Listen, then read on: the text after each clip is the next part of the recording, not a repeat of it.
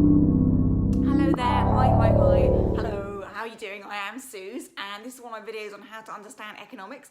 And in this video, I sit down and have a chat with somebody who's helped me understand economics. It is Professor Monojit Chatterji. He is a professor in economics, as you might have guessed. Which says that he talks about the legal rate of interest. So he's basically already conceding that the market should not be allowed to set the rate of interest. Somebody has to set a legal rate of interest. That means the government has to determine the interest rate. So that's already quite an, yeah. And I can read the quote. It's great. It's absolutely fantastic. Okay. Have we started? I don't know if I should introduce you to my viewers. I have no idea what you want to do, how you want to do it. Maybe you do want to do that, and then I'll just sit and listen. Well, maybe I'll have to record a different introduction, but just just to start, which we've already kind of started. We have had a bit of a catch up about COVID, and we just got into interest rates and Adam Smith. But I would like to introduce you to Monojit Chatterji, who is somebody who actually, well, he is somebody who I would say, I don't know, I hadn't really prepared an intro. I was going to do some Googling of actually your official biography. I haven't done that. But from where I'm sitting, Monojit Chatterji is someone that's actually been in the forefront and also in the background of lots of important things that have happened in economics. So he has been a lecturer at Cambridge and a professor at Cambridge, but also has kind of cropped up in lots of people's life stories. So I think it's true that you taught Varoufakis, Yanis Varoufakis. Indeed, I supervised his PhD at Essex. Right. In the 1980s, yeah, right. Long time ago. And also Monojit is involved in lots of, not just involved in thinking about economics, but also Monojit is very involved in lots of practical projects and involved with lots of different organisations and charities, from working with refugees through to the gender pay gap, involved in trade unions, lots of very practical things as well. And I don't actually even know which political parties, if you're helping any political parties right now. I'm not a member of any political party. Okay. Partly because I am still advising the Home Office, and I don't really want to on police pay and finances. Right. Okay. And if you do that, there's nothing to stop you being a member of a political party and still doing that. Yeah. But then you have to declare an interest, and then everything you say is colored by the fact that, everyone knows he's in the Labour Party or something like that. So when I ask for a bigger pay rise for public sector workers, they say, yes, we know why he's doing this. Okay. So I prefer to not, although I suspect most of my colleagues on the board know exactly because of the things I've said about public sector pay. Yes, and I think actually a lot of people that are watching this, when they hear that you're someone that has been at Cambridge for a long time, might assume, and people do often make the assumption that all economists are quite right-wing, which is... I think they do, because there's an equation, there's a kind of fraud equation which says, from Adam Smith, love of market and love of market equals love of right-wing. And all three of those, so there are two equality signs there. Love of Adam Smith equals love of markets. And then there's another one which says love of markets equals right-wing, and both those equality signs are wrong. Yeah. Neither of those is true. Yeah. So I think, yes, there is a lot of, and I think what has not helped the cause of economics as a discipline is this Americanism where people say, the professional economist would say, the professional economist's opinion is this, as if all economists are the same. Yeah. And as if there is only one possible professionally correct view to take on a subject. So I think that is distasteful. This really annoys me. It's wrong. It's wrong. It's just wrong. Because I always think about the Economist newspaper. Why is it called The? As if there's just one economist. No, exactly. No, but it's exactly right. But it's not dissimilar to what we're hearing about kind of, to come back to COVID, what we're hearing about COVID at the moment, because everybody says, so Boris Johnson says, and Nicola Sturgeon also says, and what's his name, and Mark Rayford in Wales also says the same thing. We're following the science, as if you're not following the science because there isn't the science to follow. Yeah. And just the same, so economists were very nervous about admitting that there's plurality, because then they immediately, told, you're not a proper science, you can't agree. Science can only be one truth. But this is the most perverse view of science that I've ever heard. Einstein wouldn't say it. You know, but it's all these second-rate people who say it all the time, that there is only one. Einstein t-shirt. Now, there's a few things I want to say about this video. One, like, that was a terrible introduction I just gave Monojit. I watch a lot of interviews and people make doing interviews look really easy. So I've decided to make it look really difficult in this video. Secondly, the lighting is so bad. Monojit is just sitting in the dark for about half of it, so I had to cut quite a lot of that out. I should have realised that earlier. And thirdly, I'm not honestly sure this actually is an interview. Perhaps it's a discussion, perhaps it's a lecture. I mean, you decide what it is. I had questions I wanted to ask Monojit, I didn't always get them in, and sometimes he just answered his own questions, so you know. Just putting the light on, and we've never managed to get it going. But again, things like that. So I should have said perhaps that I used to work with Monojit. He used to direct a course that I used to teach on. There we go, lots of lessons of how to do my next interview differently. But in the meantime, I'm really glad that you could meet Monojit Chatterji, so I'm going to dive in here. Being an economist, you are really living, you've done a lot. So where did something shift where you got this additional motivation to be much more active and to take on all these additional roles? And yeah, I think I always felt that as economists, we're in a better position to help with sensible policy making than many other people. So, but it wasn't in the usual way. Most people, you know, when the peer review bodies were established in Britain around the year, 1990s, and then they slowly, every one of them has to have a labor economist on the board. I think it was a move by the government to actually lower public sector wages, because they thought the economists would argue forcefully, you know, must knock the wage down because they're, you know, yeah, absolutely. And then they got it completely wrong, because all of them said exactly the opposite, that public sector wages are too low. The interest in politics has never gone away, and some of it is related to economics, but not all of it. I mean, I was very, very anti. Sorry? When did yours start? When did your call for into politics or greater? Politics started when I was 16. It was a long, long time ago. I saw India's first democratic, I saw a general election in India for the first time living in a village, in a small town. So the villages were nearby, and my father was the editor of a newspaper which was covering that, and I used to go around with him on the jeep to see the elections, and it completely transformed my life. I mean, I saw, you know, people who couldn't eat standing in a queue for hours in order to cast their right to vote. I saw women who had never come out of their houses coming out to vote. And I completely, you know, changed my view on this kind of idea that, you know, the justification for empire was these people are not ready for self-government. Who the bloody hell are you to decide who is ready and who is not ready for self-government? And actually, everybody's ready for self-government. You don't have to be some kind of, you know, Einstein-level genius in order to understand that you have rights and your rights matter. Yeah. So I think that certainly was a big thing, and you know, I was always very involved with.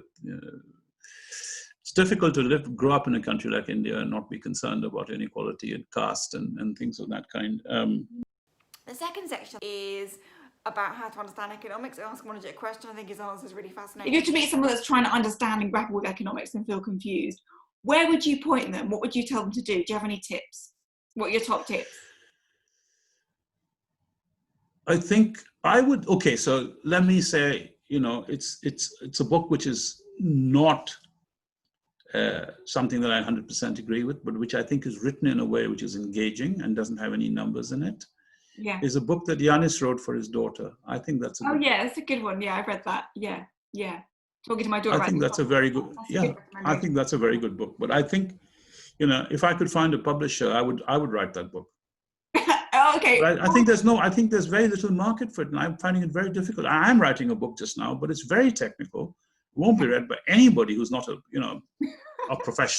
budding professional economist, if I can use that ghastly expression. Who are you writing it for?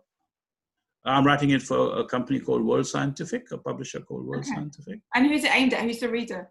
So the reader is anybody from first year up to graduate school. It's basically saying, here's a set of mathematical tools which you all know. how do we use them? So it's just got a series of work problems in economics. That's all it's got. Almost no theory. You were asked to write that, or that's the book you want to write? No, that's the book I was asked to write, and which I think has a market, and it'll sell. But the book I really want to write is about these sorts of things. Economic fallacies, mythology. What is mythology? What is justified by proper economic theory, and what is not? What does economics have to say about the use of the market system, for example? Yeah. How does the market system relate to capitalism? Is it integral? Can you have capitalism without markets? So my answer to that is no. But can you have markets without capitalism? The answer to that is yes. That's a good book. Yeah. Well, maybe someone watching can get you to write that book. Can you have? Yeah. So I mean, I don't necessarily want an academic publisher for it. Yeah. I think what it needs is a more general publisher, someone who says, okay, here's something. Can you have markets without? Can you have capitalism without markets? Probably not. But can you have no, definitely not. Capitalism? Possibly. The answer is definitely yes. I mean, Langer said yes. I mean, so we would control quite a lot of the. So optimal regulation could mean that. It could mean exactly that. It could mean that we control wages, we control distribution, we control interest rates. Yeah, but once you've got that, we don't tell people what to buy and from whom to buy, etc. So so people can go out and do their stuff. Yeah. Well, that's really important. Okay, I like that. Yeah. And that actually makes a lot of that. When you have a basic foundation that people have somewhere to live and have some power, then we can have markets. But if we haven't got that initial... So I think that distribution of power is a really important thing. And if you didn't have, you don't have markets, you may also not have, it doesn't follow, you may still have serious inequality of power, as you did in the Soviet Union. Yeah, exactly. And if you watch this recent program made by German television about the Cold War before the Berlin Wall came down, it's really quite telling about what people could and could not do in East Germany, and the way in which the state regulated their lives, and the way in which it generated inequality of the most terrible kind. But you could find a way out. You just had to join the party, and you were out. You were free, and you could then, have your better car. Everybody else in East Germany had to wait 5 years to get a motor car, but you would have to wait only 5 months if you were, if you did the right sort of things. So it was an inequality of a different kind. What they didn't use markets, so they didn't have price inflation. They had something else. It was called queuing. So, and where you were in the queue depended on your position in the political hierarchy. How is that so different from what we have? So I don't want to see any of that. I want to see. That's like an important book. I hope you write that book. I hope so too. I'm waiting for this book to be successful, and then maybe I can persuade World Scientific to say, okay, will you publish completely different book? Yeah. Which would be much more. I mean, it wouldn't be kind of full of conspiracy theory in the way that Yanis's book to his daughter is about. I know that the Americans were up to trying to blow up Cuba and so on. I don't know where he gets this from, and I certainly don't have the kind of inside stories that he has. But nonetheless, just to get people to understand what the issues are, what the debates are, what we need to discuss publicly, what conversations do we need to have as one citizen to another citizen, not as me as a kind of house owner and a professor of economics, and somebody else who isn't any of these things. You must be able to go to people and say, these are the real choices. Don't get fooled into thinking that this is not a choice. It is a choice. How much we pay nurses is a choice that we have made as a society, and it's the wrong choice. Yeah. Without doubt. That's really nicely put. Good. Okay. Oh, well, I'm glad I asked you about your book, but you are right to get to the one that you want to write. Yeah, it's a stepping stone, I suppose. I hope. Or is it a detour, Monojit? Is it better to write the book you want to write, and then? But anyway, who knows? I don't know. I mean, I might write the book I want to write anyway, and even if it doesn't get published. So, see, my children, none of them actually understand economics, and they're all very interested in it, and they all have good kind of lefty souls. So So it's partly just, you're writing a better book to your children than Yanis wrote, you think? I would like to think I would write a better, more balanced book, yeah, more nuanced book than I mean, he basically says capitalism all rubbish. I mean, I don't think that's true. I think I think there is a role. There's a very important role that markets have. I mean, there's something wonderful about the anonymity of markets. What is not wonderful at all is the fact that power is not anonymous. Power is extremely visible, and it's not anonymous. We know who, and there's an identity tag put on the rich and the powerful, and there's a different identity tag put on those who are not rich and powerful. Yeah. But if you didn't know that, I mean, you're basically buying behind a screen. You're not really, nobody sees who you are. Boris Johnson doesn't get a better price for a better deal on tomatoes. Yeah. He will get a better deal on land because that's a different kind of commodity. Yeah. I also just think markets are an important thing. Like the principle of market is exchange. And yeah, exactly. Yeah. And you can't live without exchange. Yeah, and Amartya Sen put it very well. He said to be against markets is to denigrate markets is to denigrate conversation. Yeah. Who said that? And that's exactly right. Amartya Sen. Okay, Amartya Sen. Yeah. People immediately say, "Oh well, if you don't have free markets, then you're going to end up like the Soviet Union." I mean, it's absolute fantasy. Like there's no third world, fourth world, fifth world. I mean, there are many such. And the left don't understand that using markets, that not using markets when you can use them is an act of sheer stupidity, because you actually reduce the possibilities for poverty to be removed. And markets have nothing to do with whether or not you're a great fan of capitalism. One of the major writers about markets I think when did he died in about 1950 or 60 maybe, was a Polish economist called Oskar Langer, and he wrote a wonderful paper called The Markets in Socialism. Okay. And I'll look at that up. Yeah, so that's, for example, I mean, basically the idea is essentially he was a Walrasian. So he thought, all we need to do is, he said, we just have to redistribute income till everybody's equally well off, and then we use the market, because then you don't have to worry about the consequences of distribution. Yeah. And you can see why that makes perfect sense, but he didn't really, he was quite idealistic about it. He was actually much more pro-market than I am, because he actually thought the market would work. Say that again. He said we should, redistribute the initial. You can't come to the market with nothing. You have to come to the market with something. So let's just redistribute what we all come to the market with, chickens and apples and oranges and what have you. Just redistribute that until it's all, and then, then some people come with nothing. So then you have to set the wage rate in a way which is appropriate. And then you just say to people, do an Adam Smith, trade, get on with it. And we don't have to worry. Well, that's the thing that I to some extent subscribe to that. So do I. First priority. But it's what you and I call the second theorem of welfare economics. Redistribute and let people trade. Yeah. The second theorem is very powerful. The first theorem is useless, but the second theorem is very powerful. It's just a bit tricky when we've had a few hundred years of some people having all the land and all. Yeah, no, exactly. So we would need some very radical redistribution of land in particular. Tony Atkinson's book. I mean, Tony Atkinson was one of my gurus. I mean, at Cambridge. Yeah, okay, I have read that one. Yeah.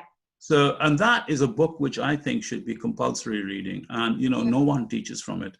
I would love to offer a course based just on saying we will go through this one book, line by line, number by number, from the first page to the last page, and we will do nothing else. We will just read this one book.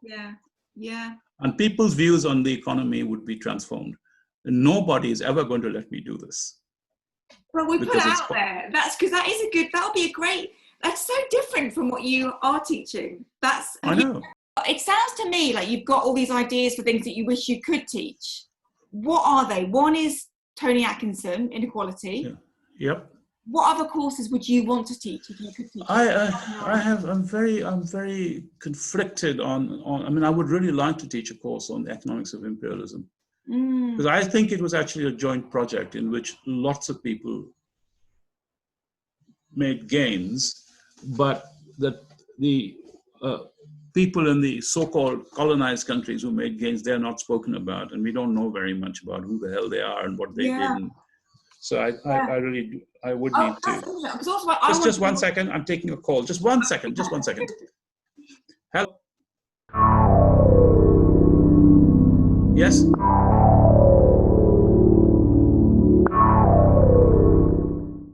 Thirdly, the third section is about Monojit's solutions and ideas, priorities for policy. I just let Monojit let rip in that section. I personally have quite different priorities, but you can probably tell which ones I agree with and which ones I don't. Maybe you can't. Well, I might try and put together your manifesto. What is, I think, so just to clarify, what is on it? We've got... I want public discussion on pay. Yeah. That's, my whole life has been spent arguing that, you can't have wages locked up in systems. It's not determined by the market. There are these internal factors which determine wage rates. It's not the external market which is determining wage rates. And so we need to have some rules which say, okay, we don't want to micromanage, the NHS or Sainsbury's or any of these organizations. We just want to put some boundaries on the top and the bottom. So my Britain would have a top and a bottom. My personal sense would be within any organization, 50-1 is about the maximum I would be willing to tolerate. Yeah. More than that. Yeah, I'm changing my mind. No, I don't want all the 50-1, 10-1. Okay. 10-1 is good. Yeah. I guess I have a real downer on private education in the end. Okay, so get rid of private schools, basically. I would want people to go to state schools. There's still going to be an issue because, they're going to be, my children went to a state school. There's a kind of born to rule attitude which comes with going to some of these schools, which I truly resent. And I also do not see how they can justify their status as charities. I don't see what is charitable about educating the rich, the super rich, in fact. I guess my actual feelings are that a lot of our education system is just completely outdated, and makes sense to have private schools when we needed people to learn to rule over other people in a very structured way. Yeah, that's when born to rule was important. Born to rule was very important. Yeah, but stuff has changed, and we really don't need. That's my actual feeling, is that it needs to be everything. No, there is but even in those days, I mean, there's a wonderful story about Lord Byron who went to Eton, and although he was a lord, he didn't have any money, and so he earned his living as a prize fighter in London, bare knuckle prize fighting in London, and there was one particular fight in which he got knocked down by his opponent. And his opponent, being generous, bent down to pick him up. And as he bent down to pick up Byron, Byron floored him with a punch. And there was some lord who'd also gone to Eton, who was standing around watching this, and went up to Byron and said, "Egad, sir, you fight like a savage. I presume you learnt that in your travels to the East," because Byron had fought in the wars for Greece against Turkey. And Byron turned around and said, "No, sir, I learned that on the playing fields of Eton." That's a great story. I mean, they're just a great story. They're all a bunch of crooks, fundamentally.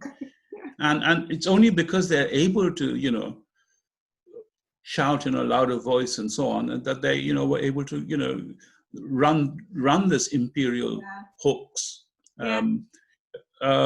Because of that confidence that was given, and confidence all built on hot air. And military power, and with military and industrial power, all of which were kind of interlinked in some rather serious way. But military power, but the empire was not won on military power. It was won on the back of bribery, corruption. I mean, Clive was Clive paid large sums of money to the generals of the various Indian princes he fought against to switch sides.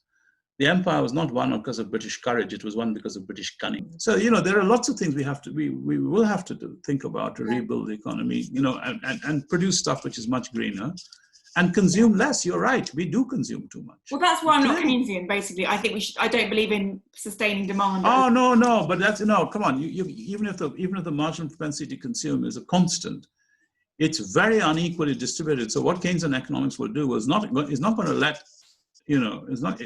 it's going to get people who are unemployed to be consuming more than they were before. It's not necessarily going to help consumption of the rest. So if you want measures which reduce the propensity to consume, I don't see there's a problem with that. But that's not, so if our marginal propensity, I don't know how much we consume, but maybe 95% of our income on average or something like that. So if we brought that down to 90%, and then we had infrastructure building to make up that difference, I don't see that shouldn't make any difference. You would still need to, when you had shocks, a tsunami or something like that, you would still need to do deficit financing for short periods of time. And this is the key. The short periods of time is actually quite important. If you go back and read Gordon Brown's three kind of, when he was, I think he was the best prime minister we've had for a while, and certainly the best chancellor we've had for a long time. But this is regulation. You like regulation though. Yeah, so that apart, but I think his understanding of deficit financing was indeed, I think, correct. That you cannot do it indefinitely. There are tons of other things he talked about as well, which I've cut out just to keep this video not too long, and because for some of those parts of the conversation he was sitting in the dark, so I have cut some of those out. But I also just wanted to let you see what someone who teaches at Cambridge thinks about economics, and it's probably not what you might have expected. Not that Monojit Chatterji is at all typical. A lot of his viewpoints are held by other economists, but I don't think you can typify Monojit or typecast him. He is definitely very much one of a kind. But I hope you've enjoyed listening to this interview. If it was an interview, not sure if it was an interview, perhaps it was discussion. I don't know what it was, but I hope you enjoyed listening to it. And I hope you enjoyed meeting Monojit Chatterji. I'm going to end this video now, and our discussion actually ended in exactly the same way as it started, with Monojit reading a quote from Adam Smith, and I was also kind of talking about something else at the same time. This is the end of the interview and the video, so thanks so much for watching.